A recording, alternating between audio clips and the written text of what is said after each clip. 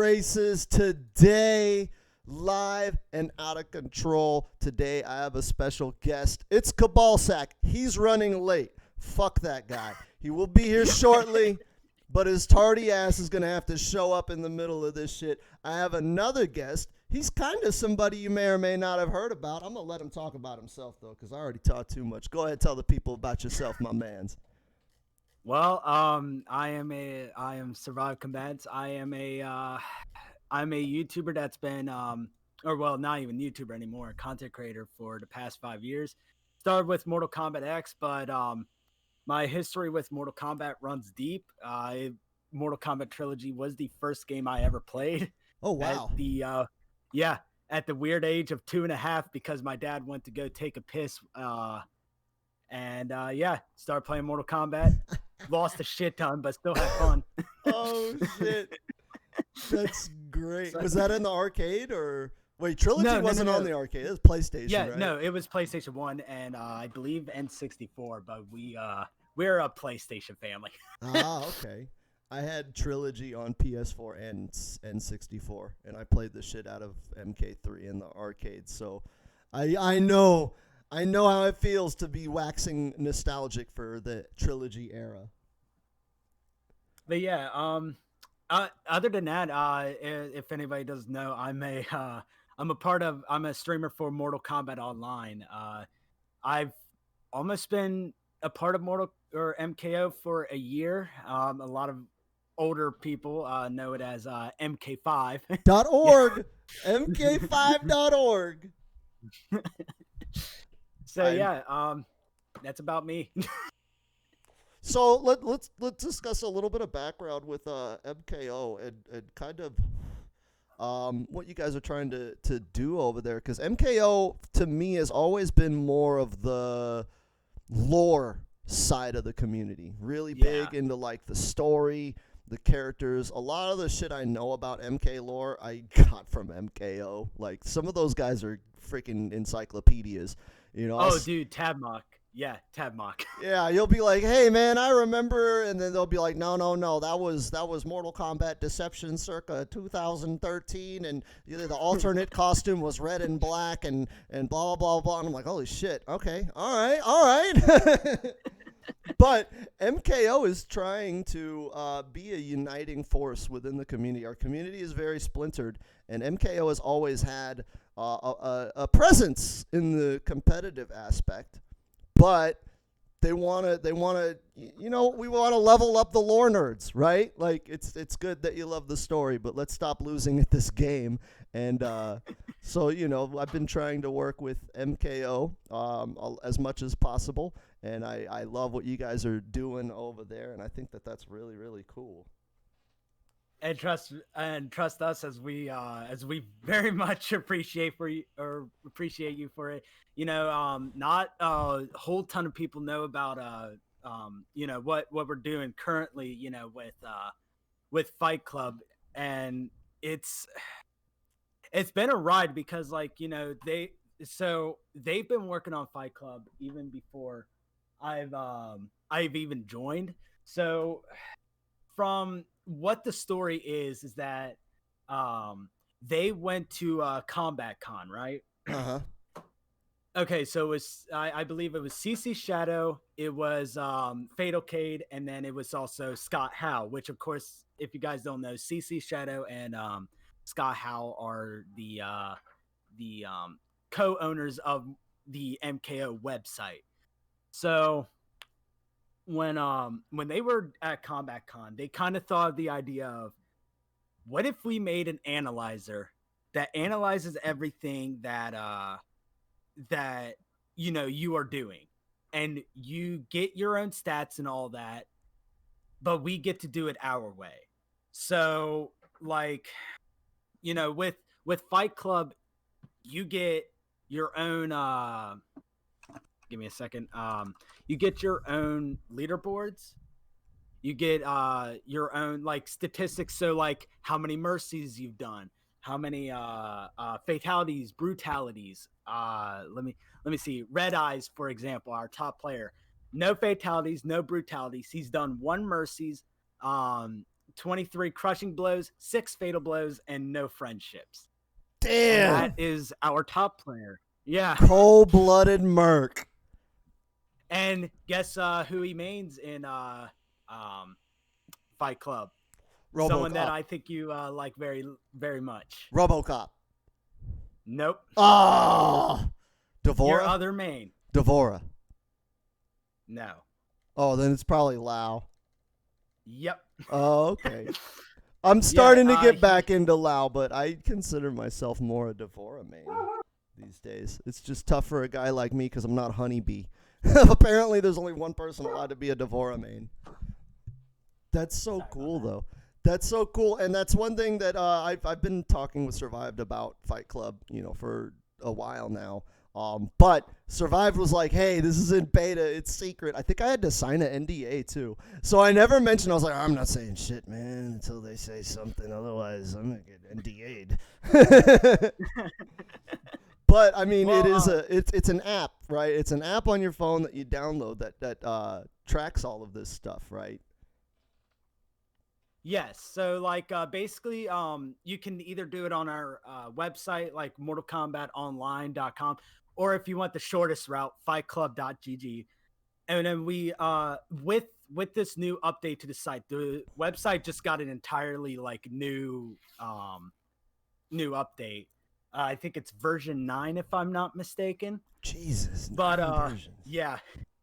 And I think it was version 3 that they got out of the IRC chat, or if anybody does know, it's like the chat rooms. That's some 1995 internet there. Yeah. That's some AOL.com shit. IRC rooms. That's how the FGC started. People don't know that. Yeah. Like a little tidbit about MKO. They used to do, I think it was Friday Night Fights, I believe it was called. I'm still trying to get into my history of MKO while being a part of them. But they used to have like developers and shit come in, and even Ed Boon at one point came into the chat room and discussed with fans. Like that's really something special that we don't really get all that much anymore, other than like maybe the 1 or 2 Twitter posts. Gotta bring it back. Sounds like our tardy motherfucker has shown up. Say hi to the people, asshole. Hey, people. So there's Kabaling. Talk. You can finally talk. talk. So good. I'm glad to hear it. I'm glad to hear it, man. So we're talking about the Fight Club app right now. Have you checked it out, Kabalsek? It's really freaking cool. No, I haven't, sadly. Well, it's in beta right now, so you got to get invited in. The like the one cool thing about Fight Club is that, like, I mean, of course, we're in beta, we're still building upon it, but like it's like you're building your own profile. You're showing people what you can do. We save all the matches that you do, so like say you lose the match, you get to go back on your match and then see basically what you've done, what you could have done better. We have our own statistics, so the character with the most wins at the moment is Kung Lao, along with Frost, Joker, and Katana. Okay. And then the most defeated is Sub-Zero and Johnny Cage. Ooh, I'm gonna have to get in there with my Johnny. I'm gonna have to change those stats. And that's what's fun about it, is like only the people can change the stats. And if you say you click on a character, right? So you click on where's Johnny Cage characters? Yeah, so the characters who haven't even been used yet is Aaron Black, Gearus, Jax, Kano, Shao Kahn, Sindel, Sonya, and Fujin, which I'm very glad there's no Fujin in there. Oh my god. So what's really cool about Fight Club is if you click on like the character that you want, right? Mm-hmm. They have character matchups on the bottom of the screen. They they one have like, you know, how many people played them in Fight Club versus how many he streamed, and then they have all the matches that he's played with. So like Fatal K plays them mostly, and then the character matchup, which is it has an icon of every character in the game, and it shows if it's a good matchup or if it's a bad matchup based on all the statistics that we have in one place. So like Noob Saibot is a red. He from what this is saying can do or does very badly with Noob, but you know, he's green on Melina, he's green on Cassie, he's green on RoboCop, which of course, you know. Yeah. That's cool though, So- because Wait, it kind of builds a tier who's the list. character again? Johnny Cage as an example. So like from what I see, like the bad matchups, Noob Saibot, Liu Kang, and honestly that's the only two. Like, and then there's orange and then there's yellow, but it goes by tiers, you know, like just what has been played. It shows like what you know, what's there. Still, it's cool because it shows you a matchup chart using real data, and that's one of the things that I've had problems with, like tier lists and matchup charts. Is it's just some rando or a pro player, right? You know, Dragon's like, oh yeah, Cetrion goes 5-5 with Jackie or whatever, and it's like, okay, that's cool, like that's your opinion, but like, you know, Where's the stats? yeah, we used to have tournament stats. We used to say, well, you know, Cetrion has been going even in wins in tournaments, but like, you know, people are still making matchup charts even though we don't have the data, and I think this is so cool because it keeps track of that. It's like, yo, dude, Cetrion hasn't been beating Jackie's, you know, or whatever the, you know, matchup is. And I think that that's really freaking cool. How does that work, by the way? Like, does it sync up with your PlayStation, or is it from when you Okay. stream?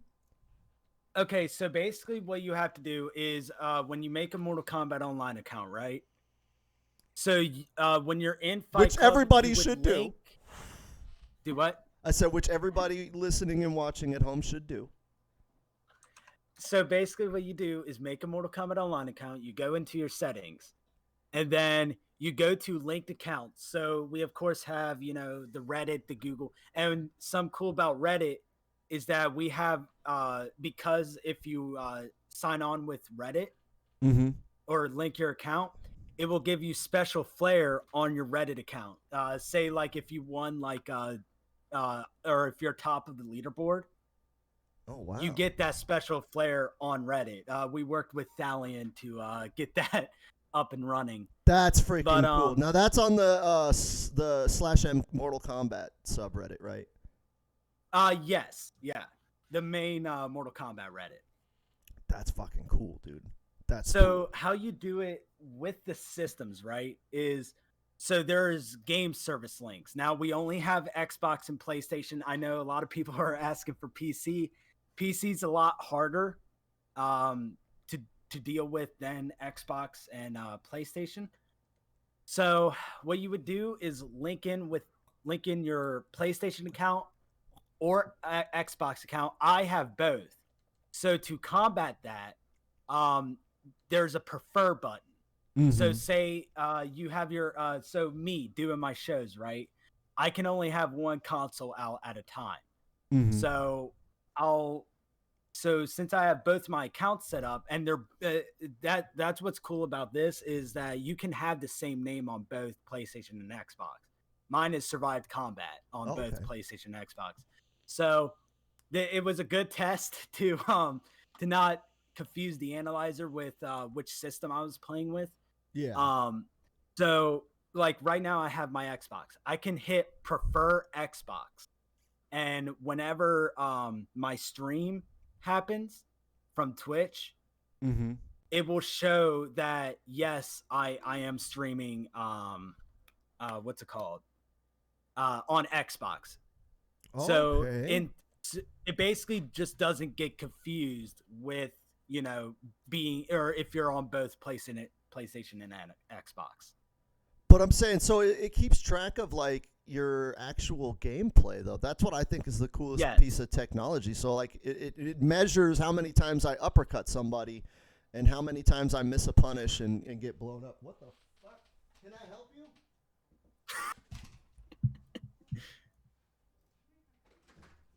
Oh, okay. What the fuck? Somebody just walked into my house. Are you serious?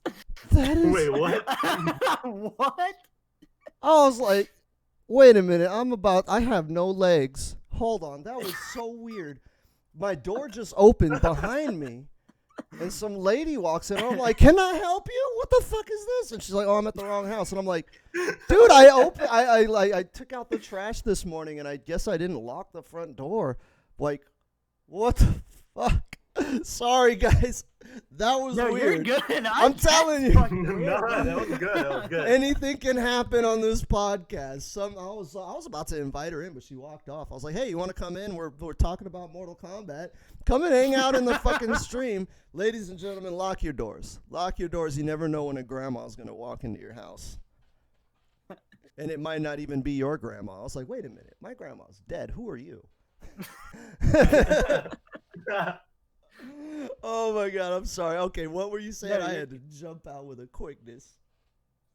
Okay, so like as you were saying, like it's able to detect all that. It's literally able to detect everything. So like how CC Shadow was able to do it. It's able to detect when you do anything. So counters, delays, chip avoided, counters, punishes, flawless blocks, get ups, armor breaks, and everything. And what's cool is, so if you watch the footage, like for example, I'll put in Discord.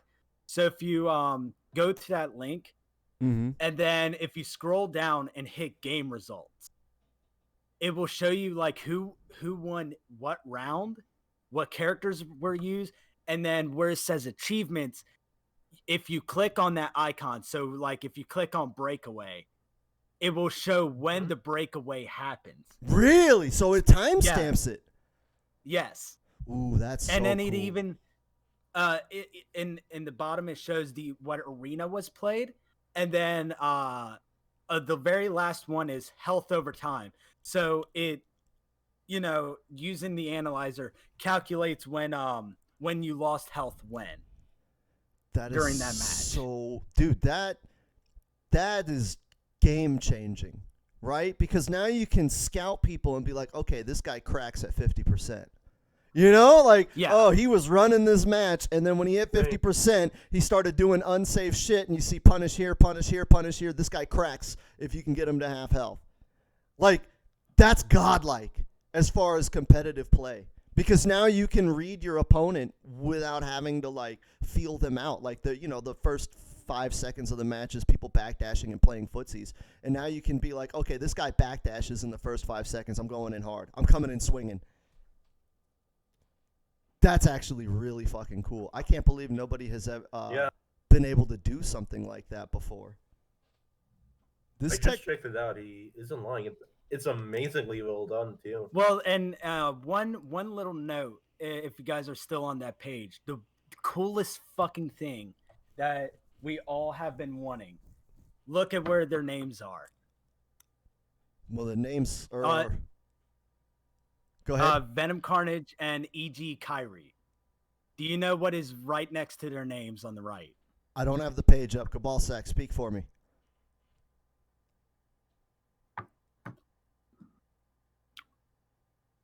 I can't find it. Should be on the top. Wait, what? On the top of the page? Where their names are. Should have a little GIF playing versus. Yeah. Oh yeah, the versus moves. Yeah, it's no. Right next to their name. So after Venom Carnage 777, on the right of it. Yeah, it shows a Wi-Fi signal. We have our own Wi-Fi filter that we're able to use on the analyzer. Oh fuck yeah, dude! Fuck yeah. So the coolest thing that me and Fatal tried fighting for is for the chance to have a Wi-Fi filter. So basically, if you look at a player, so if you look at our leaderboard, right? If you hover over someone's name, it will show you what console they're playing on, and then it will show. Of course, it won't show that match, but the match before it will show if you were either playing wired or if you were playing on wireless. Ooh, that's gonna And- expose so many people. Yeah, and it's not like, you know, where you get to fight random people. You get to choose whoever you want to fight. All you have to do is just go to their name, hit challenge, and that's it.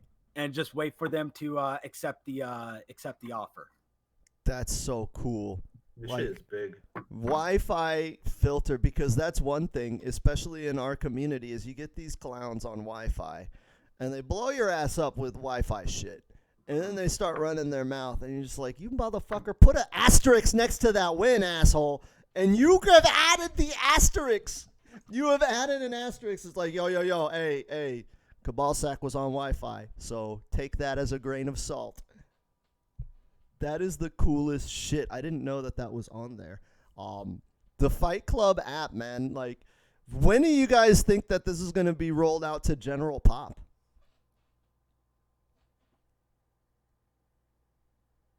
Hello? Hello? I still hear you. I don't hear Survive Combat though. Yeah, Survive. We don't hear you. Are you talking? Maybe he's not talking.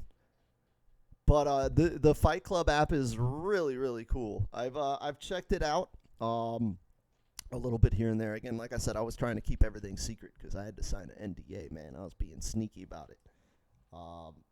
But let's give it a second for Survive to get back. Dude, this is a weird day, man. I have people infiltrating my humble home. We have Kabalsack being late. And now Survive's mic, I think. Sorry, I had to fucking deal with a dentist shit. Ah, it's fine, you tardy motherfucker. You tardy Hold up. asshole. Can Oh, you there we guys go. hear me? Yeah, we hear you now. Okay, Yeah. I don't know if it's the mic quality is shit, but I think my blue snowball just shouted out. Really? Yeah.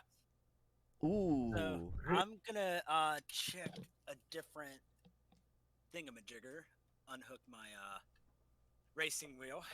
Sorry, I'm getting back into iRacing again. And yeah, so great, it's not turning on. That it was on the Ooh. Better? That's good. Okay. Sweet. Yeah, that's good. Sweet. Sorry. Damn. Okay, so wait, what were we talking about? I do a lot of substances, so I lose track of things very easily. You're good. Right? So like I love the Fight Club app and I think it's really cool. When can we share this with general population? I'd love to get my community in on this cuz I want to free up these assholes. I want to be like, "Yeah, look at that. You're on Wi-Fi. You suck." So anybody can join. All you have to do is just, of course, like I said before, make an MKO. I don't know what the process is of signing up because I'm already signed in. I can actually probably do this. Sign out. Yeah, I just signed up in the fucking tab thing. It's not that hard. You just connect to. Oh, Discord or okay. So something. yeah. So if you go to fightclub.gg, you hit join the wait list. So basically, we're because like traffic levels, we have to kind of add in people as we go Mhm. in like batches. So like I don't know when we'll be able to get everybody in because they're still working on stuff. Like I said, that's more of a Scott and CC question, but I know it should be not like soon, but like soon. Nice. Because I think this is something, especially for some of the, guys like Kabalsack, right? Because Kabalsack's a lab monkey. He lives in the lab, and he goes and he gets sweaty as hell, And I think that this is a tool that would definitely, like someone like Kabalsak, who really cares about data and numbers and performance, could get a kick out of. And a lot of my community, you know, I can already name players off the top of my head who would find a lot of value with being a part of Fight Club, just because, you know, some people are like, hey, man, I keep losing to, you know, fucking Quan Chi, right? Like, what am I doing wrong? Let me look at the stats. You know, people want that hard data. It's different going back and watching matches. You know, to be able to analyze your matches and your decision making. A lot of people can't do that, but they can stare at some graphs. You know, they can stare at an Excel sheet and say, oh man, I uppercutted a lot in that match. I should probably mellow out on that shit. Yeah, That. exactly. Right? It's telling you exactly what moves and what's getting punished. And I think that that's really cool, giving you the data on the people that you're playing. It kind of bypasses the learning and puts you straight away into high-level thought, right? Because when you're learning, you're just like, all right, what moves do I use? But when you look at this app, you can see, okay, I should not use these. My opponent will use this. I can counter it with this. And now all of the busy work, all of the learning and all of that has kind of been sidestepped, because now you know what to do in the match, and you just go straight into the high level of, am I going to do this or not? Are you going to block? What are we going to do? Which is the actual fun part of fighting games, in my opinion. The only thing that I could think of with Fight Club, you know, as a kind of last like awesome feature, you know, with of course we have the Reddit, we have the statistics, we have character matchups, kind of like a tier list type of thing. We have leaderboards, the you know, replaying any match from anyone. You can view anybody else's matches. So say if you wanted to watch like a high level player, see how he fights, see if there's like, I don't know, some stuff going on, you can do that. But the final cool thing, which comes back, so Mortal Kombat Online isn't just a website, and it's not just Fight Club. Mm-hmm. Throughout the past like 2 years, we've been doing more and more and more to try to like make it as more of a community. So of course we have our news articles written by our own Mick Lucifer. I remember that guy. He's been around for a while. Yeah. We updated the creations tab, which of course, if you don't know, is where like mute or audio, photos, stories and stuff like that all get posted. It's all entirely Mortal Kombat, you know, fan work. So with that, we also have our cast, which is Fatal Friday, hosted by Fatal Cade, Survival Saturdays, hosted by me, and then the brand new show, Sunday School. That's Kiala's, right? Yep, that's our boy Kiala's show, which has been doing very fucking well. I am very surprised on how well that show's doing, especially with never mind. It can wait later. No, go ahead. So for the past, I want to say half a year, I had an idea for a show to teach people how to play Mortal Kombat. I was originally wanting to do the show, but then I realized I don't know jack shit about any of this stuff. So I was like, you know what? I know someone who knows a lot about this, Kiala Clutch. And then so it happened. So I brought up the idea after the first episode of last season, which if you guys don't know, last season of Survival Saturdays, I brought in our very first 8 guests. I know 2 of them had some happened to them, but we brought on our first guest. History Behind the Warrior was our first guest. That's cool. And, yeah, dude, he's one of my bestest friends in the Mortal Kombat community, and he took some time off from or not off of commentating, but he took some time and helped commentate with me. And after they watched like how he was saying stuff, like whiffing and punishing, all that, that's not all terms that I use all that much because I don't quite understand it as much as like say history or ketchup and mustard or Kiala. Mm-hmm. So they said, so we came into agreement after that episode to make a show dedicated on teaching people how to play Mortal Kombat 11. Now, guess what the fuck was happening during that time? COVID? No, this was past COVID. This was past COVID. I was like, what's going on right now? COVID's going on. Mortal Kombat 11 Ultimate.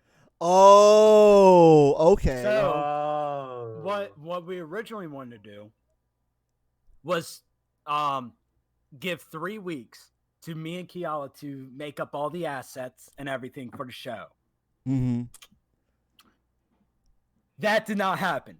I let's just say my work Malwart kind of fucked me over during that time. So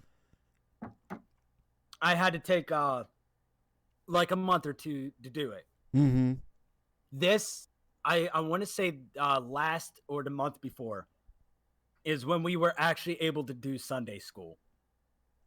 And Nice. it's a quirky fucking idea, it's all school themed. Like, Right? I see you have the blackboard and yeah, in the background and stuff. But what's weird enough is that it works. Like, and Kiala plays the teacher, he's not in wearing like t-shirts and stuff like that. He's actually like, wearing dress shirts and stuff like that. And, his glasses and whatnot. And I'm like, dude, this is really good. And and people are actually sending him questions and asking him, like, at the end of the episode, like, hey, what's how do I do this? How do I do that? I know someone was asking about what was it? The raid command throws. Raiden's command throw? Jade. I asked about the Jade frame trap because your ass got me locked into that shit. That Jade bullshit. Oh man. But yeah, he's doing good work over there, Kiala, man. He really is. I love him to death, and we're already planning on season 2. I got a couple ideas that we could do. That's freaking But dope. With our other shows, Fatal Friday and Survival Saturdays, we are a King of the Hill styled show. So Fatal K does regular regular King of the Hill. But he's more of like a Mortal Kombat 2 retro wave kind of feeling. Oh, okay. Me, I wanted to do Attitude Era WWE. The best era. Because that's the shit that I grew up on. I grew up on Stone Cold Steve Austin cracking a fucking beer, drinking it, throwing cement into Vince McMahon's car. Like, that's the shit that I grew up with. Mankind jumping off I was going to say, you can't talk about Attitude Era and you can't bring up Mankind jumping off a cage. Like, you'll be forgiven for forgetting to mention, Kane or The Rock, but you can't talk about Attitude and not be like, yo, and then Mankind jumped off a cage. Yeah. That dude took so much punishment. Right? Wrapped around in barbed wire and shit. Like, dude, there's no way in hell you could get me to do that. Yeah, no, not at all. He retired at 34. That blew my mind. I could see why. I was like, could see why. He retired when he was younger than me because of getting thrown off of a cage. Holy shit. Like, no, but I go ahead.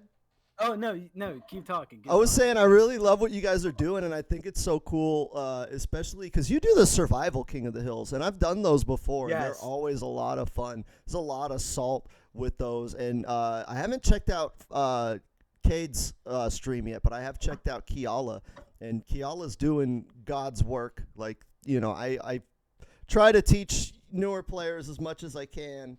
Whenever I can, but Kiala has definitely stepped up and was like, yo, you guys are trash. We need to put a stop to that. So what's cool about our shows, right, is like, like you said, I do Survival King of the Hill, which I've been playing.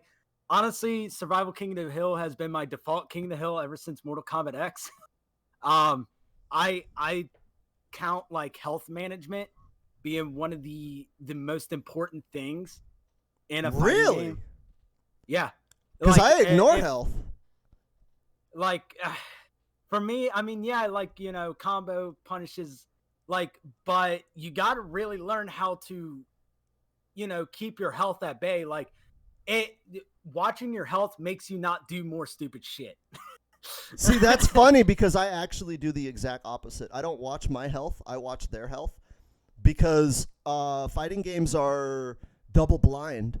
So at any given moment, you and your opponent have the same information, which is no information. You don't know what buttons I'm pressing. I don't know what buttons you're pressing. So I don't look at my health because your health will add to your anxiety and change up your decision making. I look at my opponent's health to see if their health bar is affecting their decision making, but I don't look at mine specifically because I don't want to be swayed by like, oh, I have low health. I need to do this. I want to look at each event based on the data preceding. It's like, okay, this guy uppercuts whenever I get in close. Should I get in close because, I have low health and I may eat an uppercut? I don't want that to affect my decision making. I want to sit there and say, this guy uppercuts every time I get in close, so I'm just going to start backdashing and look to whiff punish when he uppercuts, rather than look at my health and say, I don't want to take the risk. Maybe he won't uppercut. Maybe he'll grab me. I'm going to back off. I'm almost dead. So that's interesting. That's an interesting philosophy because it's the opposite of what I do, but I'm not knocking it. I think that is kind of cool that we converge in that respect. Why do you think that health bars? Or are you saying you look at your health bars? Yeah. So like for me, it's more the fact of like I don't want I don't want to do stupid shit because like if I'm like at fatal blow range. Now, of course, the health is buffed in Survival King of the Hill. I think it's like buffed to 150, 200%. I think it is. Oh wow. I feel like it's 150. But it's like, the damage doesn't seem all that much, but in the entire match, you only get one round. Yeah. So it kind of like, do I really want to sacrifice like 40% of my health with no breakaway? You know what? That does or- change it because you're talking about it from the perspective of survival. I'm thinking of, Yeah. just general gameplay. But in survival mode, yeah, I'd probably be watching my health bar too. Yeah. Like I'm not gonna risk like 40% to just do something stupid. Right. Yeah, like and what's cool about my server is like people will do shit. So like what's fun about Survival King of the Hill is that the more stuff you do, the more health you get. Fatalities, brutalities, mercies, and friendship give you health. Really? But also fatal blows. Fatal blows will also give you health. Oh wow. Is it So- calculated at the end of the match or is it in the match? Like Yes. you're healing in match. No, it's after the match. Okay. And So then it's like giving whenever- you a score bonus. Yeah. And after every king, so say, you're fighting the king and you win. When you switch, you get all of your health back. Oh, that's so cool. Yeah. So what my show is more of the, of course, like, WWE, but the stream overlay, when you watch the main gameplay, it is based on the first tournament that I have ever went to. And it is the Combo Breaker 2019 tournament. That shit changed my fucking life forever. If anybody has never been to like Combo Breaker, do it. At least in your life. Of course, after COVID, because Lord knows when this shit's gonna be over. But you know, watching. So like, the two main games that I was watching was, of course, Mortal Kombat. I was with a group of friends. It was me, Brusque Poet, History Behind the Warrior, Ulterior Games, True Underdogs, and I want to. One of these days, I got to do a set with True Underdog. One of these days. I clown on that guy so much, and it would be so good for him to come and just wreck my ass and shut my ass up. I think it'd be so funny if True Underdog is actually like secretly good at this game. It just blows me up, and it's like, haha, motherfucker. Because it's like a running gag in my stream that I make fun of other content creators because, you know, like the casual content creators. I'm like, yeah, they're doing videos on the Molina trainer, but he can't do a fucking flawless block, this motherfucker, right? And I'm like, dude, one of these days, like, True Underdog, Brusque Poet, like, those guys are gonna come in and they're gonna wreck my ass. Dynasty, I think I fought Dynasty on stream one time, and I think he got wrecked. So that was what started that. I was like, dude, I fucked up Dynasty. I bet I could take True Underdog. And I want him to beat my ass. I want him to be so good. If he is good at this game and he wrecks me, that would be the fucking feather in my hat. I did a set of Brusque Poet once with my Bone Picker Baraka, and he was using like Luke Anger or Scarlet or whatever. I don't remember quite well. And I wrecked his ass. I get happy when people There's beat nothing me. more to say here. I just wrecked his ass so easily. I get happy when people beat me. I'm like the exact opposite. Like when I'm getting like super salty and sweaty, yeah, obviously I get mad. But when I fight a new player and they kick my ass, I get excited. I'm like, fuck, dude, this guy's good. I'm like Goku. I'm like, dude, I want to play this guy more. He's fucking dope. Like, I know a lot of people aren't like that. They'll duck shit. I only duck Fujin. That's my meme duck. I duck Fujin, but I don't duck players. If Sonic Fox showed up and was like, I'm kicking your ass, I'd be like, please kick my ass. Please be good at this game. Oh, man. That's so cool. So you were at Combo Breaker with all these fucking big-time MK YouTubers. Yeah. Yeah, so, like, we did an entire, like, plan about it. So, like, you know, first it started with me in history. And then along the way, it was fucking late at night in the Nethercast Discord, and it was me, Brusque, and I think it was Razor. I think it was, or Smoke. It might have been Smoke Man. And then Smoke Man left, and I was like, dude, do you want to go to Combo Breaker? And that's how that shit started. And he was like, yeah, but I live in California, and that shit's gonna be expensive. I was like, dude, I will fucking get us a goddamn hotel. Like, Right. Like during Combo Breaker, like the two main games I watched was Mortal Kombat, Killer Instinct, and just watching the fucking Titantron with the lights that say Mortal Kombat and Killer Instinct on it. I was like, dude, this is so fucking awesome. What if they did a fatality? The fucking lights said fatality. That would be cool. And it would have red lights too, like turn the stage red. That would be sick. Dude, you just gave me a fucking... God damn it. Why didn't I think about that? Would be so sick. What I did was I had to make sure that every light was right. So I think there was eight light blocks that I had to make. And every time someone does a fatality, brutality, mercy, or friendship on my show, it will have a light saying what happens. That's so cool. Kind of like not only am I rewarding you with health because you did awesome shit and Mortal Kombat stuff at that, you know, finishers and whatnot. Right. But you are also getting the gratification of having, you know, your name up on the screen and then lights flashing of what you are doing. And that's what I love about my show. And then above all that, in the first season I ever did with Survival Saturdays, I'm a huge shooter fan.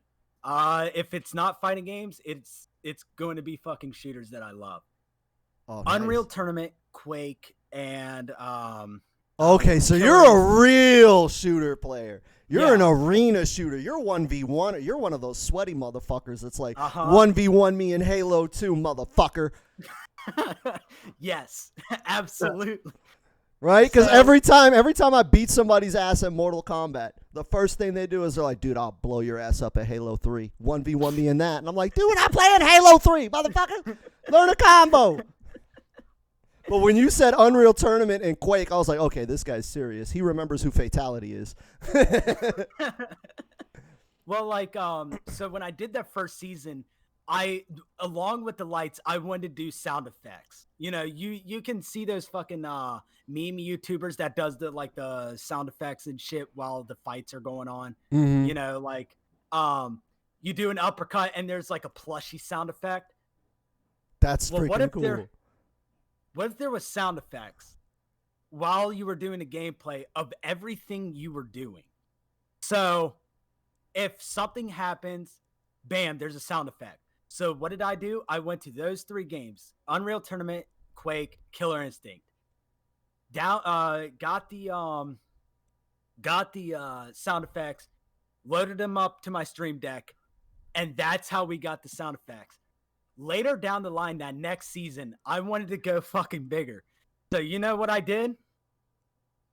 What's that? Went to Tim Kitzrow himself and asked if he wanted to be if he wanted to do some sound bites for my show. Of course, if anybody doesn't know who Tim Kitzrow is, he is the Boom Shakalaka. He is the guy who does the NBA Jam. Really? You got the NBA Yeah. Jam guy? Yes. That's And I have fucking him- cool. I have him say I have the him saying, like, you know, where it's in Killer Instinct, you know, when you're in danger, he goes, danger, danger, danger. Dude. I have it clipped to where he says danger, and it's like a binaural thing, so it goes from one side to the other side of your headphones. Dude, I have the perfect idea for you. If you have this guy doing your sound effects, you gotta have during Liu Kang when he does the fucking crushing blow with the bicycle kick, have him go, "Is it the shoes?" I actually have a sound effect of that. That He is- just did a new one the second time around that I started doing stuff. Oh, There is an idea for that, but I really cannot talk about all it. right. That's my but- idea. That's my contribution. I'm just saying, you gotta sneak in. Is it the shoes from some? But every time an uppercut, crushing blow, which is a lot, he says boom shakalaka. Whenever a crushing blow happens, it will be 3 sound effects. It will be because somebody needs to bring a stretcher. Okay. It will be the O sound from Mortal Kombat 1 when you do an uppercut and the Ooh. monks, the monks do the thing, and then like during fatal blows, the yay from Mortal Kombat 1. When you do the test your might. Oh, okay. The cheering. Yeah. So, and then when they're doing some fucking awesome, he says they're here. Like it's and then the last one, anything with 10 or more hits, because I'm a huge fan of Mortal Kombat Killer Instinct. I like seeing combos with more than 10 hits. So if you do a combo with more than 10 hits, you get Combo King, Oh shit. which Don't get God me damn and it, if you Cabal play Sack Liu on Kang. there. Don't get me and Cabalin in there. Cabalin's a walking highlight reel. He's fucking Sabu when it comes to combos. But what's cool about the shows, which I'm gonna try to get up and running. So with Fight Club, so if you are in Fight Club and you participate in one of our shows, Fatal Friday or Survival Saturdays, your stats will show up on the screen when you're picking a character, and it is so cool. Ooh. So It's like Sports like, Center, right? yeah. You're basically like baseball, basketball, you know, when they're in after the commercial break and they show like you know, the players and their stats and whatnot. It's that. That's freaking cool. That's so cool. And I'm trying to get it onto my show, but goddamn, it's Dude, hard. it reminds me of the Mattitude facts. Remember Matt Hardy when he had the fucking Mattitude facts? Yes, yeah. That would be the fucking, it'd be like, coming down is Cabal Sack. He's 5-3 for the season. He likes the fatal blow. And also, he really loves the spicy shrimp flavored top ramen. That would be fun. That's freaking cool, man. That's freaking cool. Like, and those are yours specifically is on Saturdays. I know Kiala does Sundays and Kate does Friday. So yours are specifically on Saturdays, correct? Yes. And what's the time that you usually run those? So we tried doing a like a set schedule, 8 p.m. Eastern time every week. So, but the thing is that with the time we had to put so Kiala's show is only an hour long. Both of mine and Fatal, we literally cut it at the 2-hour mark. Fatal does how he ends the show is whoever the king is, right? Uh-huh. If you lose a round, the show's over. So you could literally lose the first round of that match and then it's done. The show's over. Wow. And for mine, of course, wrestling, the Ultimate Survivor Rumble. So basically it's called Survivor Rumble. Basically, everybody fights in a Royal Rumble style King of the Hill. If you lose, you are eliminated. You have to go AFK or leave the King of the Hill.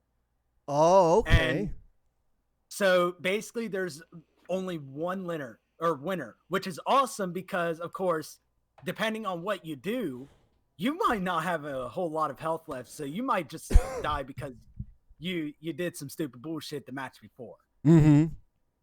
So it really gives out that Royal Rumble feel, which goddamn Royal Rumbles are always awesome to watch. So that's for so Kiala, fucking cool. Sorry. Now Kiala's is like a classroom, right? When I watch it, he kind of goes over like a topic of the day, and then opens it up to questions and whatnot. At least what I've seen of his show. Yeah, so his show is only like an hour long. So we were gonna push the time back to 8:45 because we do a Fatal K does a 15-minute countdown.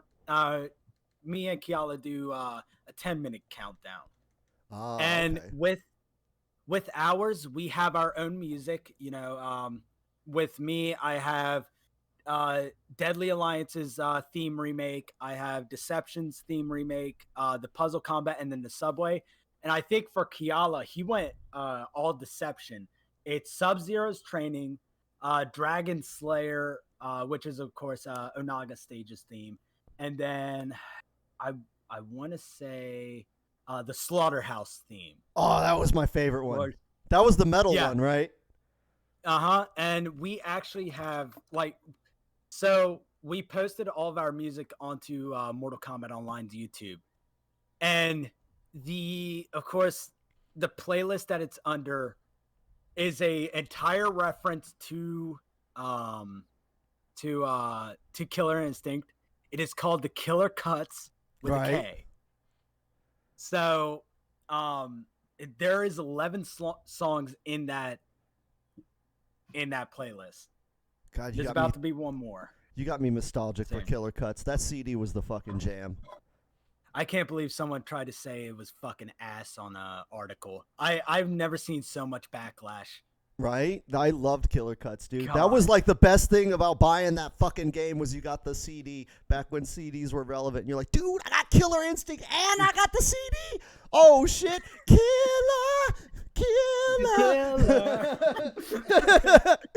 Like that shit. Oh, man, that's fucking cool. I love what you guys are doing at MKO, and I'm trying to get my community to be more active there. I feel like these community portals, right? Like, people talk about the internet today as like, oh, the internet back in my day was like thousands of websites. And now today the internet is like 5. It's like Google, YouTube, Reddit, Twitter, and like Amazon, right? And that's your internet. And I hate that. Like, I use Google and Reddit. I love those things, but God, there used to be so much more to the internet. And you look at like other gaming communities, like SRK is basically dead. Dust Loop got shut down. Tekken Zaibatsu got shut down. Fucking, what's it, that fuckhead? The fucking free step dodge idiot. Fuck that guy. But his shit's still up, and you guys are still up, and TYM is still up. And it's like, God, we've got to expand this shit, because otherwise these communities, like when Tekken Zaibatsu went down, there was like a whole movement in the community like, yo, dude, there's tech for like Tekken 5 and 4 that is going to be lost forever. And it's like, yo, dude, we've got to, and all you've got to do is just go to the site and hang out. It's not like you've got to do anything or buy anything. You just go there and you go on the forum and you say, hey, what's up? And like, yeah, I use Reddit as well, but I really like that you guys are trying to bring back that old community feeling that we had, specifically in the late 90s and the 2000s, because a lot of the young players, they don't know what it's like to have that kind of a forum community. And that's what made the FGC. It started on IRC chats. Everything was IRC before social media and all that. And even still, social media is cool, but it's different when you're on social media and you're on Twitter and it's like, okay, like half of these people don't even fucking like Mortal Kombat. Whereas if you're going to a website called Mortal Kombat Online, chances are, You find people. yeah, chances are you're going to find someone. If your favorite Mortal Kombat is Special Forces, you're going to find that one dude who also played Special Forces. You know, that one guy that's like, hey, man, I know the Jax glitch, bro. I know how to hack the game to play as Sonya. And see, and that's that. Okay, so like, I took like a year hiatus from Mortal Kombat 11. Was gonna experience a bunch of different games, and then Fatal Cade came up to me about Fight Club. So this is like kind of like the story how I got into Mortal Kombat Online. So Fatal Cade talked. So the first time I met Fatal was when I did my show Mortal Monday with Tabmock, which of course Tabmock is the lore master of the Mortal Kombat community. Right. So what Mortal Monday was what Maximilian did, but with every Mortal Kombat game. I'm talking Mortal Kombat 1 through 10 at the time. We did play 11 once it came out. Came out at a perfect time. But we played every Mortal Kombat, even Special Forces, even Mythologies, and Shaolin. Oh, you did a Shaolin Monk stream? We did. Okay, so basically we had to use Parsec. Oh, I was going to say, did you Parsec that shit? Yes, we Parsec'd, and then me and Tabmock both played Shaolin Monks together on stream. And it was one of the best experiences that I've ever had in that game. I used to play that game with my brother all the time. Right? Oh my God. They need to remaster that game. They need that more than MK9. Everybody wants an MK9 remaster, and I'm like, fuck that, dude. I have MK9 on my 360. No, fuck MK9. I gotta go and fucking pull out a PlayStation to play Shaolin Monks. Like, come on, man, give us that. So, I don't make a remake of Shaolin Monks or make a sequel. That Fire and Ice. Oh, maybe. No, they need to do. Like they need to do Special Forces. Special Forces needs to be redeemed. I wouldn't mind it, just to see Tremor again. Right. I think I would love a Shaolin Monks sequel, but I want Special Forces to get redeemed just because it's a meme. It's one of the reasons why I kind of want Su Hao to come back as DLC. I want Su Hao to get redeemed. I'm like, dude, he's so shitty. Can we make him not shitty? Fucking, I want to play as fucking Chairman Mao in Mortal Kombat. I have one rule for the 3D era. Now, mind you, I grew up with the 3D era. Yes, my first game was Trilogy, but damn it, I grew up in the 3D era. I literally have every 3D era game. I have every premium edition, every collector's edition of Mortal Kombat, Deception, and Armageddon. So... Wait, you have all the covers, too? Because wasn't there like 5 covers to Deception? Jesus Christ. No, yes, there was Scorpion, Baraka, Raiden, Melina, Sub-Zero. And then for Armageddon, it's Johnny, Sonya, Shao Kahn, and let me look in my collection real quick. Johnny, Kano and Sonya, Sindel, and the Armageddon logo. Oh, okay. All steel books.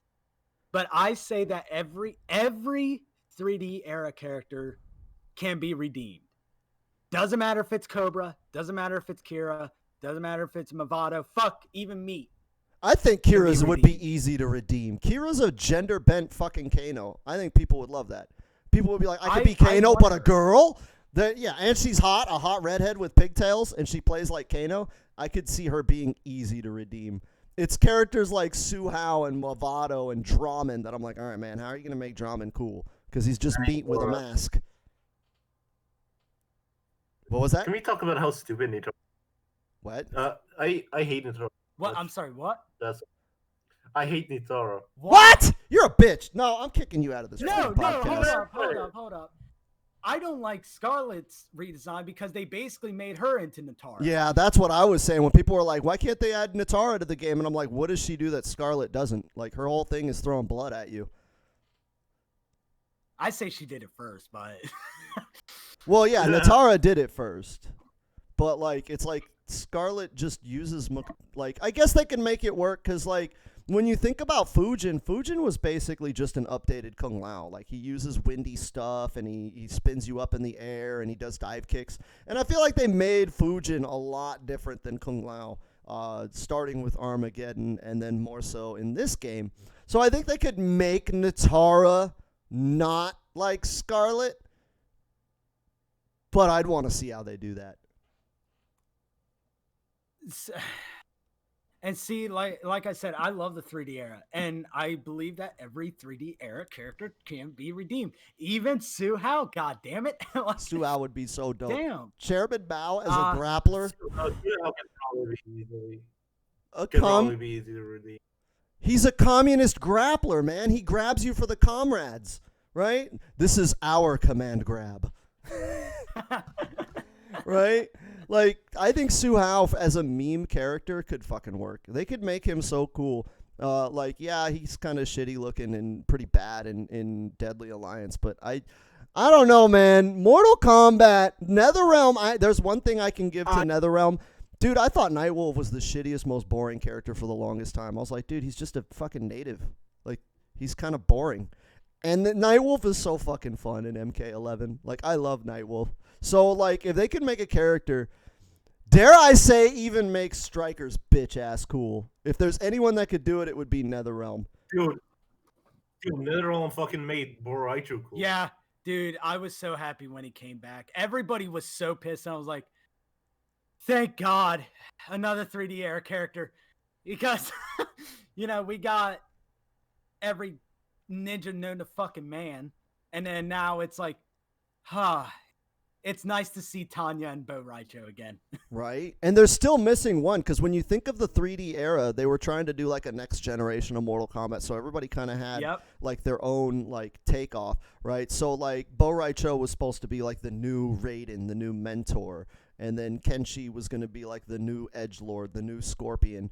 And there's one character from the 3D era that was like one of the main, most popular, important characters to the lore that they haven't brought back, and that's Li Mei, who was supposed to be the new Liu Kang.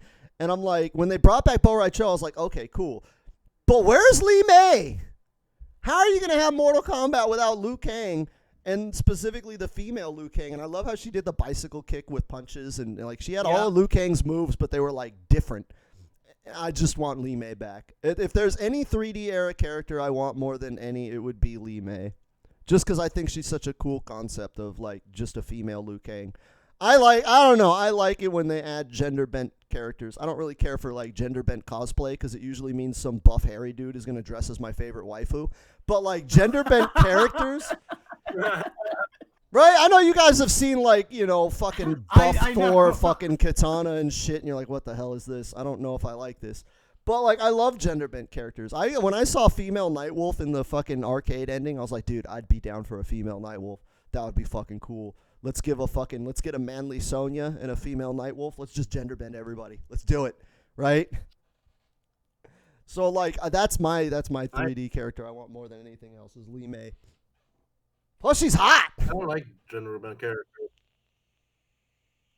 Well, I like them But if they don't take away from everything. Like Lee May exists as a gender bent Liu Kang, but Liu Kang is still there. So like that's when I like it is like I don't like taking away from fandom. I like adding. And like if they're gonna add a new character that's a gender bent Liu Kang, I'm cool with that. Don't take away because people love Liu Kang. People love Scorpion. We don't need him taken away. But I always like those extra bonuses. That's why I said Kira's an easy one, dude. It's a female Kano. Who doesn't love Kano? I mean, Patrick, look at this. I mean, you love the X-Men, right?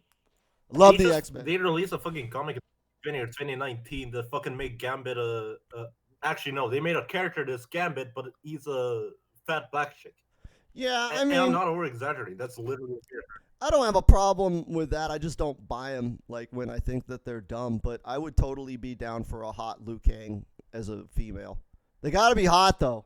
I don't want fat Lee May, right? Like give us a fat Bo Raicho or a female Bo Raicho, right? I mean, we already have a fat character. We can make a female fat character, but don't make my hot ass Lee May fucking. No, don't do that to me. Don't do it. I don't know. I just don't gender bent characters because it just shows no creativity to me. That's true. Okay, yeah, That's Superman true. is cool, but now he has boobs. I get that. No. And you know what? NetherRealm is really good at giving us unique original characters. Like, honestly, I think Kotal Khan and D'Vorah are, like, two of the coolest fucking characters to come out of fighting games in, like, 30 years. And, like, that's all NetherRealm. That was NetherRealm giving the keys to the castle. It said, hey, go create some cool shit. And they're like, I'm going to make Aztec Warrior. Dude, like, as someone who's Honduran, like, dude, seeing, like, a fucking Aztec, I was like, dude, yes. Right? like, dude, like, me being half fucking Hispanic, I'm like, I really like this Japanese dude. But goddamn, this dude's awesome. Right? And then who do I go back to? The goddamn Japanese and half Chinese dude. Right? Well, I mean, I live in SoCal, and like 75% of SoCal is Hispanic. And I'm like, dude, this is a huge market. Like, these people play Mortal Kombat. I know tons of Mexicans that love Mortal Kombat. And I'm like, why is there no character for these guys? I'm sure they'd fucking get down on an Aztec. And then lo and behold, they add Kotal Khan, and every Mexican I know fucking plays him. And I'm like, see, Mortal Kombat? You needed an Aztec, man. You needed an Aztec. That's one thing with fighting games, because we have this big diversity push and representation. And I'm like, you guys are fucking clowns. Like, this shit is stupid because fighting games have done this forever. This has always been a key to our genre is like, yo, dude, fucking Dalsum is an Indian. And he's not feather dot Indian. Like, he's from India. How many characters in video games are from India? Not a lot. No, I don't even think. It's just I'm gonna Dalsum. say probably less than 15. Right? It's Dalsum and like maybe a couple of background NPCs, but fighting games have always had that. And I always thought that was fucking cool. That like, it doesn't matter who you are or where you're from. If you want to get into a fight, there's probably a character for you. And it doesn't have to be like if you're Mexican and you want to play as the black dude, fucking play as the black dude. Do it, yeah. Right? Like you could express yourself and be whatever you want in fighting games, and they don't even have character creator. I feel I can express myself and my personality and style with default costume fighting game characters that more so than like Skyrim that lets me build my character from the ground up. And see, that's what's so great about like, just the Mortal Kombat community as a whole, because if you think about it, dude, like how many different people do you know in like this community? Like, people that are like me, fucking half Hispanic, half white, like, and then you also know, blacks, whites, Asians, everybody fucking enjoys this game. Gay, bi, who gives a fuck? Right? Like, we've always been the most inclusive community. I mean, even like you look at Ricky Ortiz who transitioned.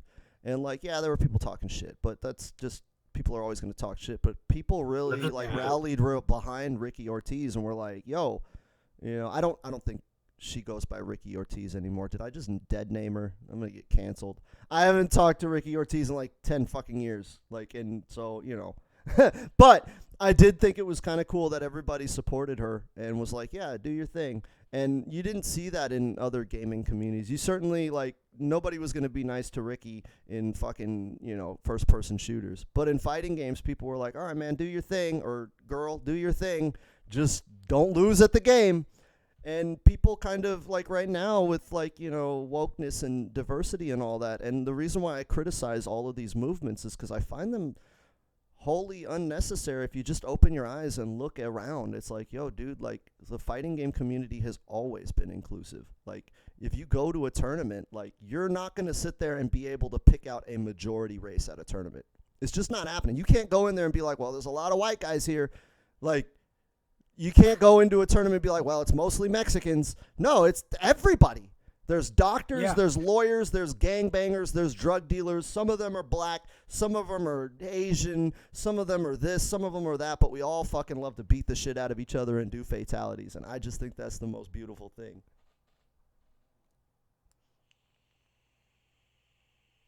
Hello? And oh, there you go. Yeah, sorry. And that's like, that's why I like the community so much. And it's not like just that. It's also for the fact that, like, as Mortal Kombat fans, like, we really have some that, like, not a lot of fighting games have. Like, how many people can you, or like in the fighting game, can you say has a shit ton of content creators, like, just dedicated on this game alone, have lore masters that have, studied, like, at least, I want to say, how old is this game? 28? Or even just lore, years? period. Most fighting games don't even have lore. Yeah. They usually have shit that just contradict everything since, like, 1990. So, like, and then you also have, like, people who play competitively and, all this stuff. And, like, that's what I like about this community. I'm not familiar with, like, competitive people. That's more of Kiala's thing.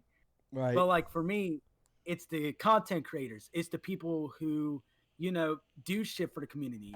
Tabmock, the Nethercast, of course, MKO. Like, Saki. Like, Saki just made, like, an all-female. She does the Queen of the Hill thing. And she's been doing it. Yeah, she's been doing it. Like, that. Like, that's shit that, like, not a lot of fighting games have. And it's not even like, oh, hey, Mortal Kombat community. Like, yeah, there's a shit ton of bad that happens in the community, but goddamn, there's a lot of good that happens in the community too. And I feel like, me personally, I feel that needs to shine more, because there's, how do I say this? Like, with other fighting games, we, as the Mortal Kombat community, had to fucking build up to everything. We really did. Like, if you think about it, when we were fucking out of Evo, what was the first thing we did? We didn't get pissed and shit. And I mean, of course, we did get pissed that we weren't in Evo. But what did we do? We just made kept our playing. own fucking tournaments, bro. Right? We made our own fucking tournaments. Like, well, we've always been the black sheep. I mean, remember when Deception was at Evo and they shat on that game? And yeah, that game was broken as fuck. But it wasn't any more broken than other fighting games. And we've always been shit on. I mean, Ketchup and Mustard talk about having to sit on the floor to do top 8s. And it's like, we've always been shit on. And I feel like, why are we so damn fragmented? Why does our community not get along? The rest of the world wants us dead. We should probably stick together. Yeah, exactly. And that's why, like, with me, I'm trying to build sort of like a, just a community, just all together. It doesn't matter who the fuck you are. I don't care, if you're a part of MKO, if you're a part of, like, if you're doing tournaments, if you're just in it, for the lore shit, if you play casually, like, I don't really care. As long as you like Mortal Kombat, fuck it, hop in. Right? And don't share DMs. Right? Yeah, don't share DMs. Too many people have gotten in trouble in our community for that. Yeah.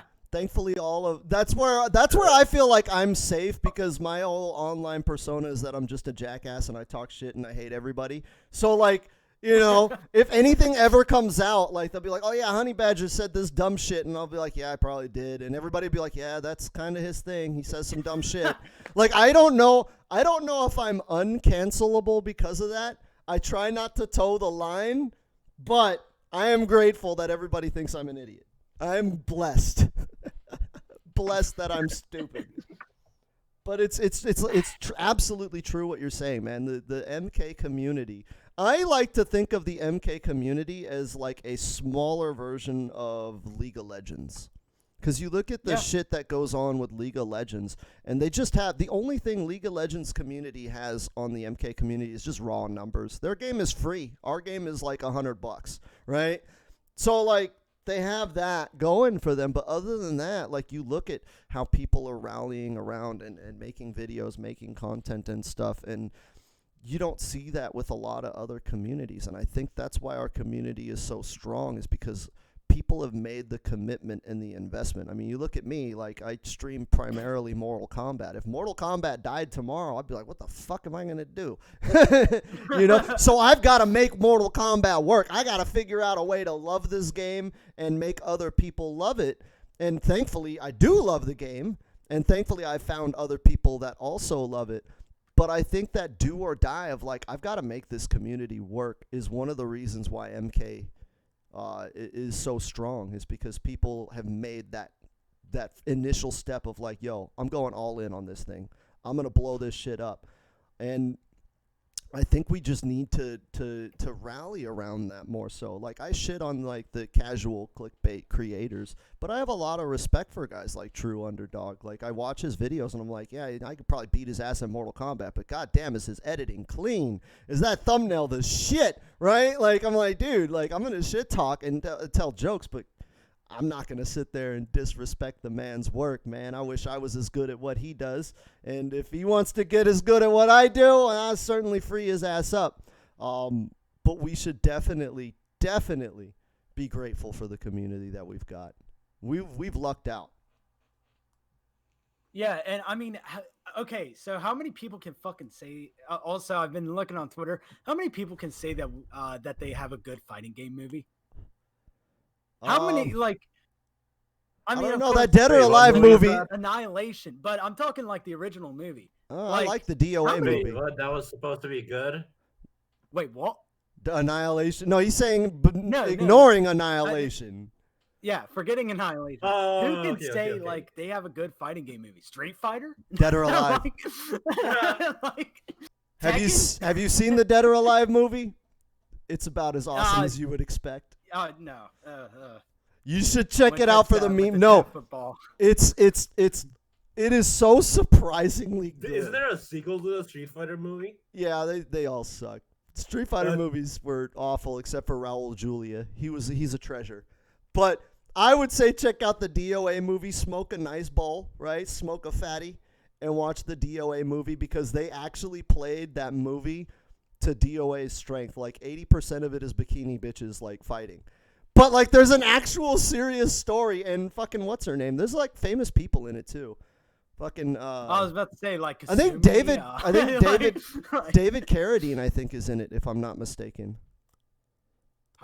If I'm not, I think David Carradine is like, he plays Donovan. If I'm not, it's been a while since I watched it, but the Dead or Alive movie I would say is, as far as cheesy, corny movie that you just love, it's up there with Mortal Kombat, but it just wasn't as popular. Like, it was an Australian movie, so it was mostly like released out there.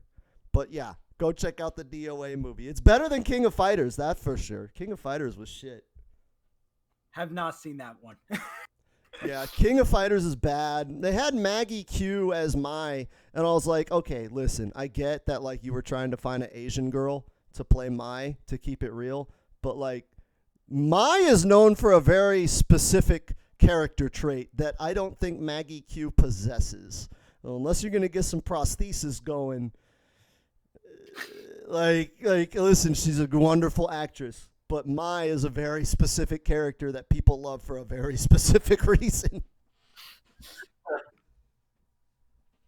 Like, But yeah.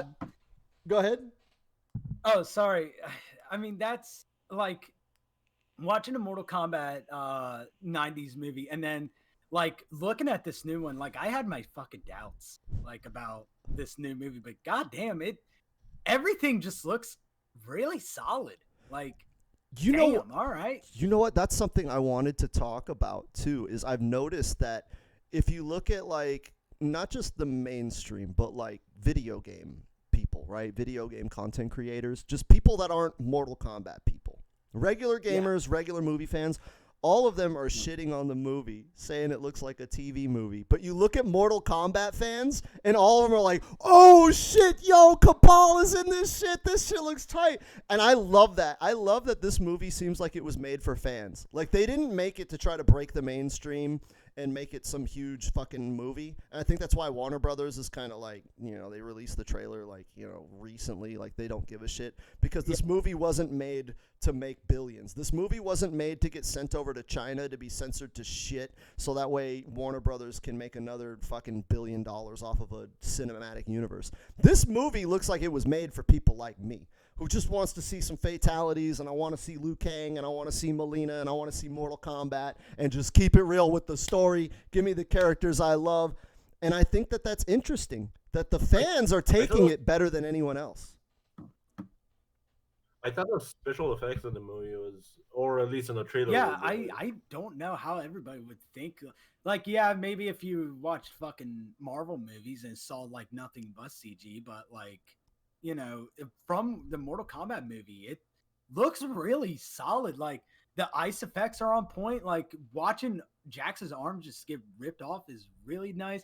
Watching Scorpion get his blood turned into a dagger and then thrown in like an ice wall, like, dude, that's awesome. I thought that was cool too because I was like, a lot of people don't know is that Sub-Zero's voice actor played Amon in The Legend of Korra, and in Legend of Korra, Amon is a bloodbender, so he's kind of like Rain, like he controls blood like Rain controls water, and I was like, that's so cool that in the movie Sub-Zero did a bloodbending move, and the voice actor in the game voice acts the bloodbender in Korra. I was like, damn, they got Easter eggs for fans of Mortal Kombat that's not even involved with Mortal Kombat.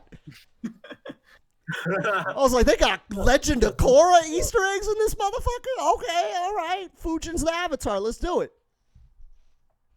Like, some people are on Twitter are saying the fucking Marvel is shit CGI. Then they completely forget that the Avengers Tower scene with Captain America versus Captain America was fully CGI. Or even the city and the first. Or the last fucking fight of Black Panther. Yeah, that was all CGI. Oh, God. One thing I'll bring up about the MK movie. Okay, that I think that was bad CGI. Like, I think the director or whoever said it was last minute editing or CGI. Well, shit. No, but what I was going to say is one thing I will give up is if you look at the trailer and really, because I mean I went frame by frame for that fucking thing on stream. There are a lot of practical effects, and I respect, as somebody who grew up back in the day before CGI, I always appreciated when movies made shit look real without CGI. And if you look, like when Scorpion and Sub-Zero are fighting in that temple, like they built a temple. It's not like a CGI, like you watch like a lot of like sci-fi action fantasy movies. Like, a lot of that shit, like, okay, we're going to fight in front of a castle, and the castle's going to be, like, a CGI castle. Whereas, like, you look, and it's like Scorpion's fighting dudes in front of a Shinto temple, and they built a fucking Shinto temple, and he's beating people up in the fucking front yard of it. And I'm like, that's so fucking cool. Like, that's an actual place. As a movie, you know, I'm not a movie fan, but I think it's so cool that you could actually go to, like, the Tatooine from Star Wars. Like, it's in Africa, and you can go to the village, and they have the huts, and this is where we filmed Tatooine. I always thought that was fucking cool, and, like, it looks like Mortal Kombat did that, and it's like, dude, I want to go to the real-life Shirai Ryu Fire Garden, right? Like, I want to go to the Special Forces Desert Command and visit the shit from the movies. That's so fucking cool. And people aren't giving them props for the practical sets and the practical effects. Yeah, Sub-Zero's using CGI to fucking summon his ice, but he's doing it in a real-life temple. Yeah. And see, I grew up, like, I might be the last generation to do this because if anybody doesn't know, I'm 21. These kids these days. the first movie I ever watched was Night of the Living Dead's 1990s remake. If anybody doesn't know, Tom Savini. Tom Savini is like the fucking lord of practical effects. Yeah. And also The Thing. I love The Thing, and I forget who did The Thing. John but- Carpenter directed it. Well, no, I meant the visual, VFX. like Oh, the okay. practical effects artist, because he used puppets and shit for that movie. Let me see. Jim Henson. As soon as you say puppets, I'm like, that's Jim Henson. But I don't think Jim Henson did The Thing. Maybe his company did. Rob Bottin. Oh, okay. Yeah, but like I always love practical effects. I mean, it's like, you know, just the mood that scene was in, and then that spear that Scorpion did, dude, that looks sick. That shit Just looked like the cover of the game. Ting. Yeah, I was like, yo, dude, this literally looks like the cover of the game. They went so far as to put the cover of the game in the trailer. There's so much love and care for Mortal Kombat in just the trailer alone. I don't care if it's a good movie. I care if it's a good Mortal Kombat. And like Yeah. seeing the kid gloves that they touched this movie with as it relates to this franchise, it seems like they were very, very careful to make a movie for the fans. And like, if the movie bombs and everybody hates it, I'm still gonna love it unironically. The same way I love fucking Mortal Kombat Annihilation, and the same way that I love the fucking old ass Mortal Kombat Defenders of the Realm cartoon. Like, well, another example, if anybody's a Resident Evil fan, up until not Annihilation, sorry, Armageddon, or no, wait, fuck, Apocalypse. No, I keep on forgetting the name of that movie. I unironically love Resident Evil Apocalypse. I unironically love all the Resident Evil movies, but I'm just a huge fan of Mila Jovovich and Paul. What is it? Paul W.S. Anderson. Paul W.S. Anderson, who made the fucking See, original They killed Mortal my boy Kombat. Carlos. I can never forgive him for that. They killed my boy Carlos. They killed everybody but Alice and like Yeah. Wesker. Claire too. Claire's the only one that's alive. Right? Like, they killed everybody. But, like, and you know, that's a cool thing that, like, the way those two movie franchises intersect, because you guys know the reason why Paul W.S. Anderson, or whatever his name is, Paul Anderson, why he made, like, 8 Resident Evil movies. Did you ever hear that? No. So, See, this like, is after. this is a Sorry. cool Go story. on. Hold on. All right. So, Paul Anderson made Mortal Kombat the movie, right? And it was awesome, and we love it. When they were going to do the sequel, Annihilation or whatever, Paul was in the middle of filming Event Horizon. And he was like, well, I don't want to be known as the video game guy. I want to, you know, do other movies. And I'm doing this original movie, which Event Horizon is awesome. One of my favorite horror movies, right? And he's like, I'm doing this movie. I can't fit it into my time anyways, so just find someone else. Don't delay it. Just make it with someone else. I don't want to be stuck doing video game movies. Anyway, so they got the other guy. He does Annihilation. It becomes Annihilation, right? And, you know, like, what happens. And after that, Paul Anderson said that was his biggest regret, because he put his heart and soul into Mortal Kombat, and he was too afraid to be, like, typecast as the video game guy that he didn't do Annihilation, and then they fucked it up, and he says he feels responsible for that. And that's why when he got Resident Evil, he said, from now on, if I ever get another franchise, I'm going to own that franchise. Like, that's going to be my shit, and I'm going to be known for that. I'm not letting anyone else touch it. And if it sucks, it's going to suck because it's me, but I'm not going to let another franchise get Annihilation. And so that's why he did every Resident Evil movie. Because he's like, listen, you love or hate the Resident Evil movies, it's my vision, it's my work, and no one's going to ruin this franchise but me. And I think that that's kind of cool that those two franchises intersect in that way. Because if we had gotten the MK Annihilation that Paul Anderson wanted to do, we would have never gotten the Resident Evil movies. We would have gotten maybe 8 or 9 fucking Mortal Kombat movies. And depending on whether or not you like the Resident Evil movies, that could be a good or a bad thing. Damn. Yeah, see, I just know that he didn't do Annihilation, and then he went to do Resident Evil. But I didn't know that he did Resident Evil just because of the whole thing with Annihilation. Well, and it's because it was a video game too. So Mila Jovovich Yeah. is a real big Resident Evil fan. That's her favorite game, and so she pushed him to make that movie. And that was his thing. Was like, oh well, if I'm gonna do another video game movie, I'm not letting it happen like Annihilation. And that's specifically why he stuck with that franchise, was because it was a video game franchise, and he felt like he let video game fans down by not doing Mortal Kombat 2. I think that's fucking cool. Like, that's kind of crazy how that intersects, because there's a lot of crossover between Mortal Kombat and Resident Evil fandoms, you know, with the blood and the gore. You know, a lot of Mortal Kombat Yeah. players love the horror games. So I think that that's so cool that those two franchises are like a little twist of fate. And those two franchises are now linked forever, even though the fans have always linked them together. I mean, everybody that had a PlayStation 1, you had Mortal Kombat Trilogy and you had Resident Evil 2. Those were just must-have games. Right? Yeah. And for me, it's like, yeah, as both a Mortal Kombat fan and a Resident Evil fan, you know, being a part of both those communities, you know how many people I found now, like from both communities that say, "Oh yeah, dude, I like Mortal Kombat. My main's Cabal," and then in the Mortal Kombat community, yeah, my favorite character is like Jill, and I was like, "Whoa!" Right? Like, okay, I can respect you. Resident Evil 3 is my favorite game, not the remake though. They fucked up on that goddamn remake. I just love pencil skirts. So when they put Jill in knee-high boots and a pencil skirt, that was like 1990s Badger fucking boner, like right there. It was like, oh shit, that's all the things I think that I'm hot, that is hot in my 15-year-old, 16-year-old mind. I love Jill. She is now my waifu. Anyways, Collateral Jill. right? As terms of hot. Right? Anyways, we're up on an hour and a half of the podcast. We should probably wrap it up. Any closing thoughts for you, Survive? I have one question. I have an answer. What do you think? Okay, so with Mortal Kombat, right? As you said before, you wouldn't mind Mortal Kombat 11 being a live service game, Yes. which it kind of is at this point.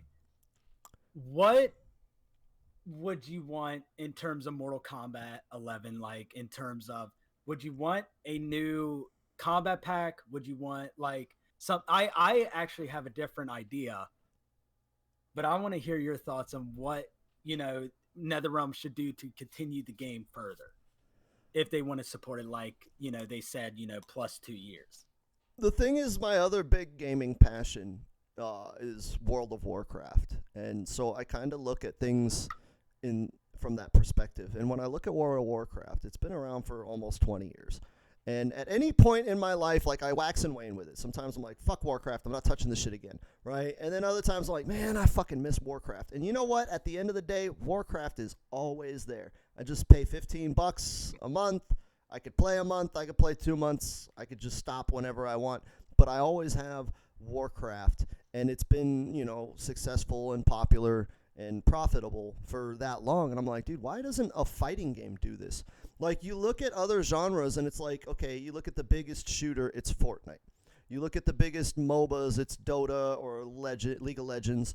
And I'm like, there's no fighting game that like does that business model. Like, I would be cool with just adding a character every couple of months and some skins, and then you pay $5. If Mortal Kombat went free to play, I don't know that I would be cool with that.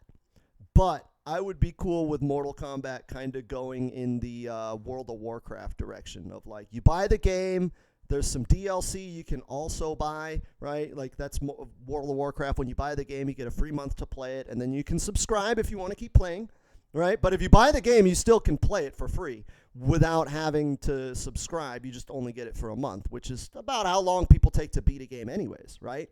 Yeah. So, like, if Mortal Kombat had that business model, that would be, like, my ideal thing is, like, I bought Mortal Kombat, and then, like, every couple of months they add a new character I can buy for $5. Every couple of years they add an expansion, like Aftermath, and then just keep the train going. Like, I would rebrand it. I wouldn't even call it Mortal Kombat 11. I would just call it the Mortal Kombat and let it go on forever.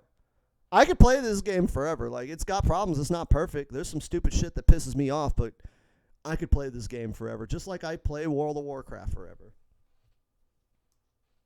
Mind if I shine in and answer a question? Fuck no, dude. You said Natara sucks. Shut the fuck up. Survived. I'm sorry, he interrupted Okay. you. What were you saying? uh, I sorry. To put in another Blizzard fucking game, Overwatch. I think that they could either put in an experimental card or have a new mode or something where you can just balance out your own. Like you can test out of shit. Oh, like That way the you can have a more workshop. clear version of the workshop. That You would can be experiment with dope. that shit, right? Change frames or maybe I don't know, add a move to Baraka like the spinny move he has in the fucking classic games that if you meter burn it launches or whatever. Uh, you can do that shit, test that out. You can right. It'll give a more clear vision Dude, to you people need to that tweet want Paulo, buffs man. for a character. Survive, do you know Or Paulo? if This idea needs to be in the game. That would be so sick. yeah. Workshop is the only reason I didn't stop playing Overwatch a lot earlier, to be honest. I think And that would I'm be probably so gonna cool. once Drive comes out, I'm gonna probably play that shit until Mortal Kombat 12 or Injustice 3 comes out because MKO are just getting stale as fuck to me. But if they added a workshop, oh, dude, just think of all the dumbass shit. You could make fucking big head mode. I love how Overwatch has like entirely different genres. Like somebody made fucking Attack on Titan where everybody's Genjis and you have to fight a giant Reinhardt. And I'm like, dude, imagine if you could do that with the Mortal Kombat engine. Like, fucking have tag team boss battles and shit that the fans created and modded into the workshop. That idea is gold. You need to talk to Paulo. No, about there's that. no, there's actually a Defron mode in Overwatch. Like someone created that. There's also like you can add. There's also like fucking parkour mouse for dual fists and Genji to help with rollouts on people. It's really creative and really well done. That would be really cool. I have something a little different. Go for it. So like I said before, I'm a You're muted. sorry. So I'm of course a big fan of fighting games and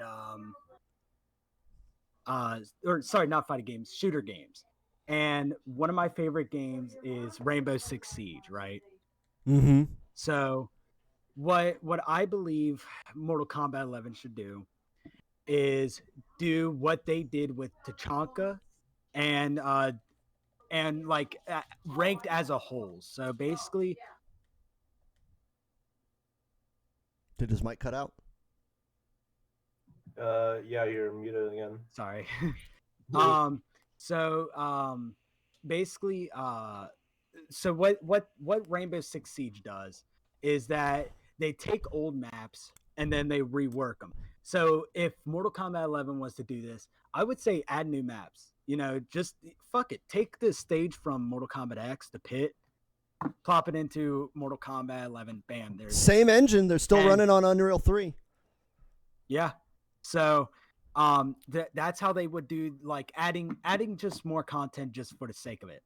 Yeah. And then my other thing, and this might be controversial in the old comment section, but do what they did with Tachanka. Now, if you don't know who Tachanka is, he's kind of the meme character of Rainbow Six Siege. He kind of just, if you're going 3-0 in ranked, you're probably going to use him if the team sucks that much. Okay. So what they did is, because he doesn't get picked a lot, they reworked his entire fucking character. They gave him they reworked him into putting a mirror shield on top of his turret so he wouldn't be headshotted. And then now I think they gave him a grenade launcher or some shit like that. But they're testing. Oh, yeah. So you want there's the- reworks? World of Warcraft did yeah. that. So the same shit that Overwatch does sometimes. Yeah, right? Overwatch so- does it. World of Warcraft like, does it. Like I remember at the beginning of the game, like who was the first rework? I can't remember either. Symmetra or Lucio. Yeah. I'm gonna just use Lucio as a result. Lucio at the beginning had a fucking huge 30-meter diameter of a fucking circle, and you could switch modes. Sorry, between speed, speed boost, or regeneration. right?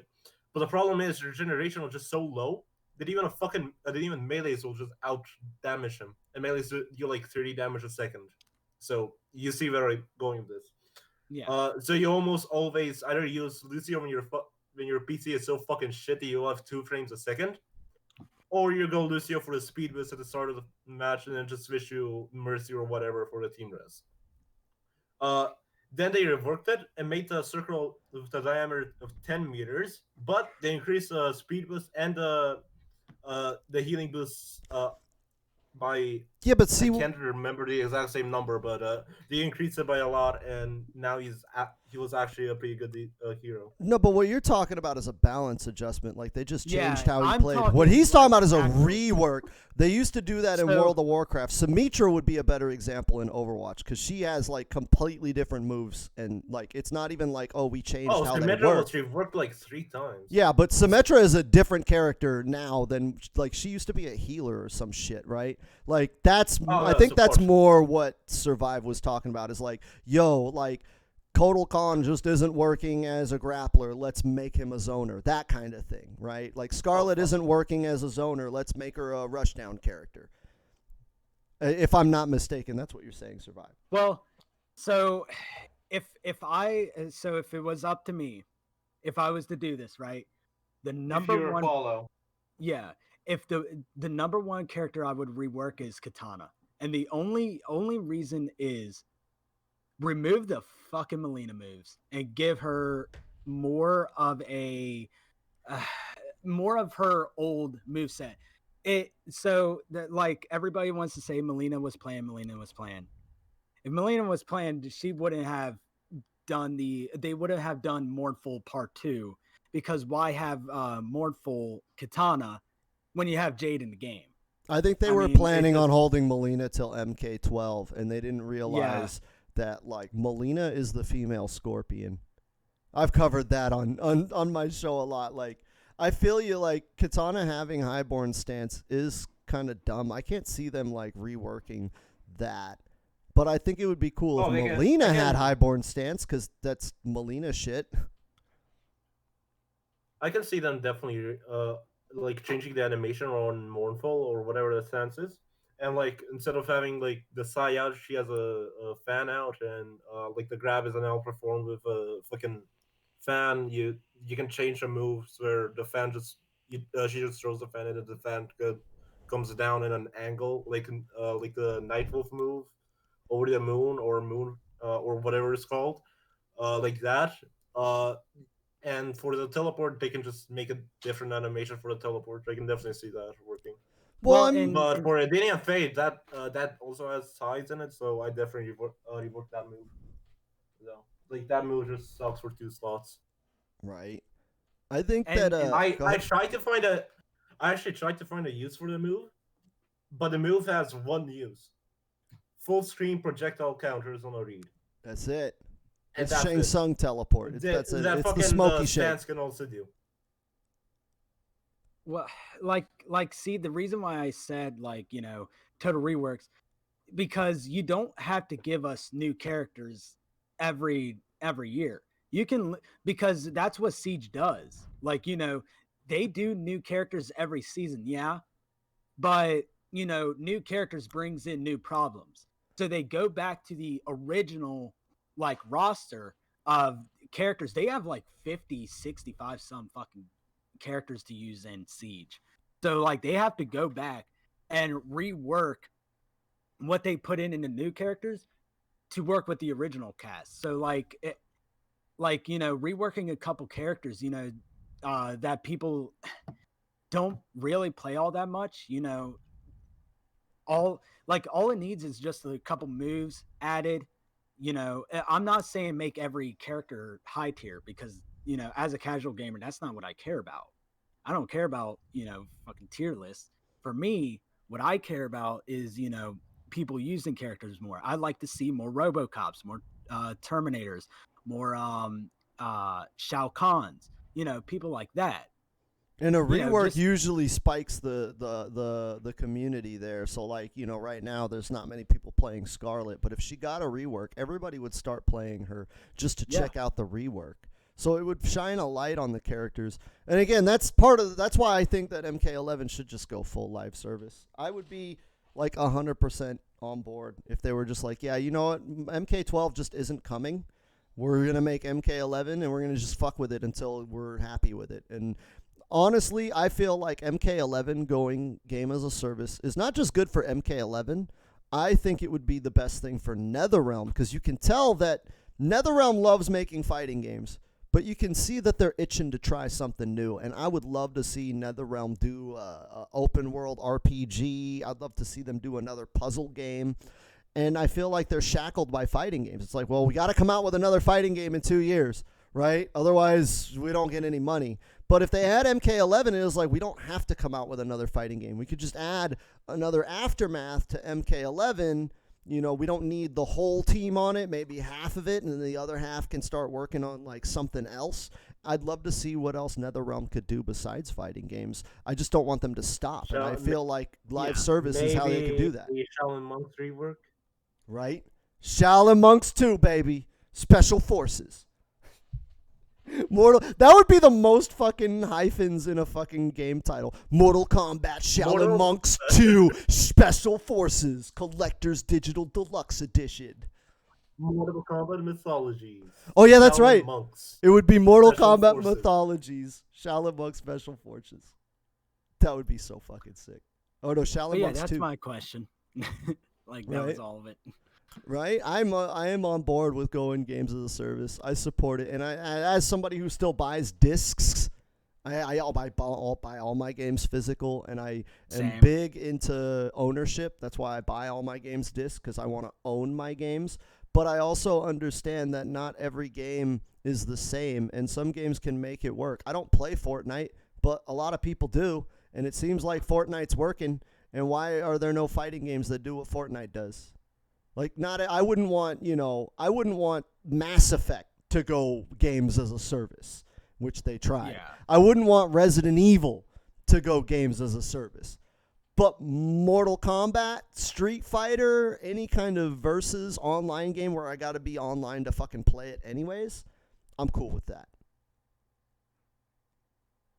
We're almost 2 hours on the clock. Yeah, sorry Right. about that. No, I'm not even. Like I said, I don't worry. I actually talked to Survive We ain't beforehand. shipping. We ain't shipping. Yeah, we don't care. It's We go. fun right. when we I love Right? the podcast and shit. But yeah, we should probably wrap it up so I can catch up with chat. Social media stuff. You guys should already be following Kabalsack, but Kabalsack, let them know.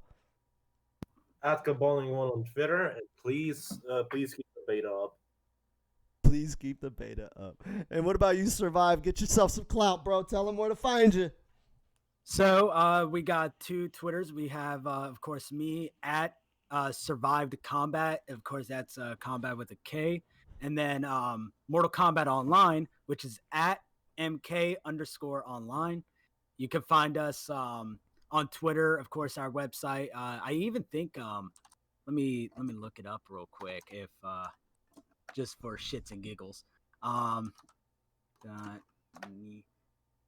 Oh yeah, if so you can either go to mortalkombatonline.com or mk5.net. That shit still works. If you want it easier.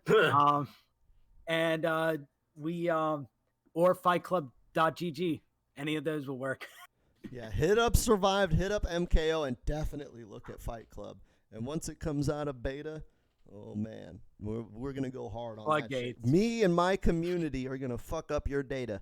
We are gonna fuck it up, dude. I'm telling you. Yeah. You get an asshole like Kabalsack in there. Oh man, he's gonna make it. He's gonna make it to where your number 1 character is fucking RoboCop, and he wins with only uppercuts. My community will find a way to sway that data, and I think it would be a great time. Of course, you know, now that I've said that, Kabalsack's going to try and start winning all of his RoboCop matches with only uppercuts now. You fucking know it. You fucking said it. Right? Well, I want to thank you guys. Thanks, Kabalsack, for, showing up late as fuck. And thank you, Survived, Sorry, and everybody at MKO. What was that, Kabalsack? Sorry for having surgery so I can be on the show. Ah, it's all right. I'm still going to make fun of you. But thank you to MKO, Mortal Kombat Online, for just being a badass portal that has been around for, 12, 15, 20 years? And thank you, Survived. What's that? 1998.